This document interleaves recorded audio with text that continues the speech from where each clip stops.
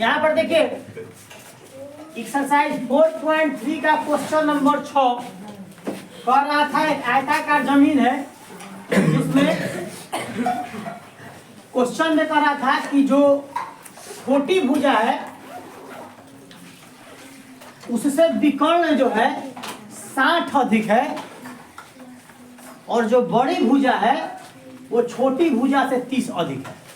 तो हमने यहाँ पर फिगर दर्शाकर समझाने की कोशिश की। आप समझिए, यहाँ पर एक जमीन है आयताकार, एक विकर्ण हो गया। छोटी भुजा को मान लिया है मैंने x, इससे विकर्ण 60 ज्यादा था तो x + 60, अब बड़ी भुजा 30 ज्यादा था तो x + 30।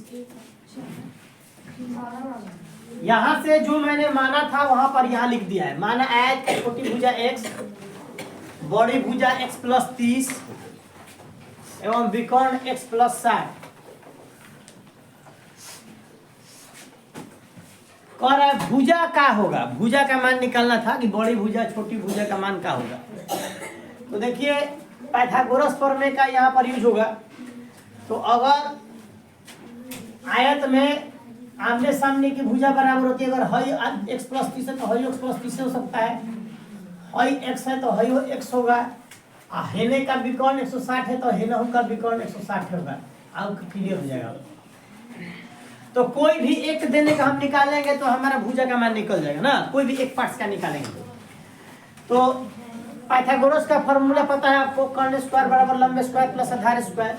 कर्ण AD है, लंब BD है, आधार CD है, सबका स्क्वायर बैठा दिए।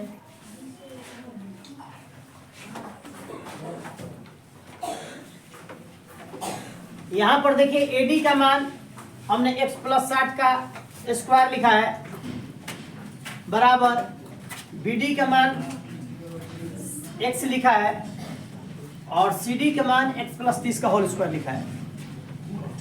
यहाँ पर समझाने के लिए a + b का होल स्क्वायर का फॉर्मूला लिखा है, यहाँ पर देख लीजिए लोग, क्योंकि हमने इसको a + b के होल स्क्वायर पर जोड़ा है।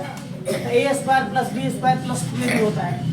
a² + b² 60 × 60 3600 plus 2ab, 2 × x 2x गुना b 60 दूनी का 120, 120 हो गया बराबर x² का x² उतर गया, a + b का होल स्क्वायर फिर किया वही फॉर्मूला है, a² + b² + 2ab।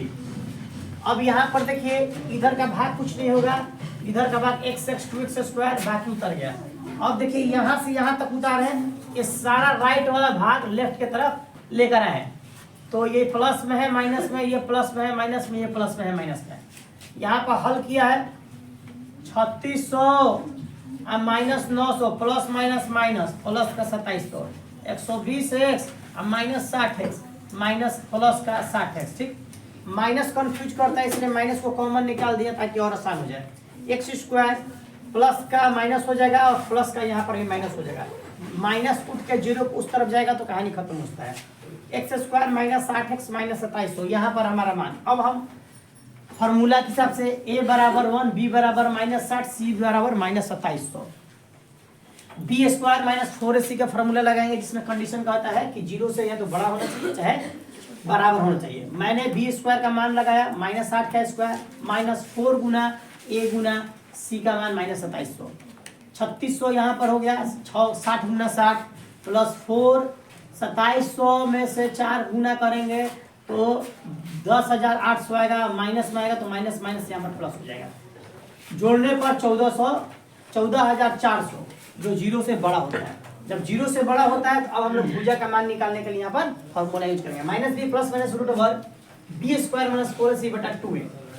यहाँ पर -b का मान था, b का मान था माइनस पहले था तो minus minus plus 60 plus minus √b² - 4ac का मान हम लोग निकाले थे 14,400, यहाँ पर रख दिया 14,400 बट्टा में 2, 60 प्लस माइनस 14,400 का जब आप रूट निकालेगा 120 आ जाएगा।